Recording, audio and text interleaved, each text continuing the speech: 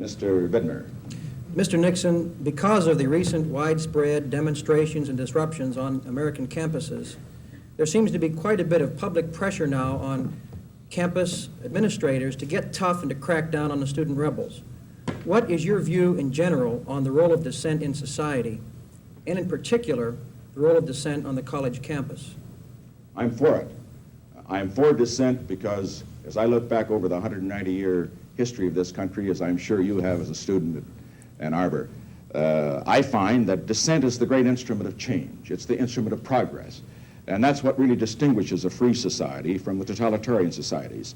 We change those things by reason of the dissent that are wrong. We aren't frozen into them. On the other hand, when we look at dissent, we have to recognize that it can also be an instrument of destruction if it does not follow a certain rule that we should all understand, provided we look at our American political system. Now, I've talked on a number of university campuses, and I've had some university and college students say, when I point out that I think that there should be peaceful dissent and not breaking the law, they said, well, don't you believe in the American Revolution? And I said, I certainly do. But I point out that those who participated in the American Revolution had no peaceful way to redress their grievances. They had to have a revolution in order to do it.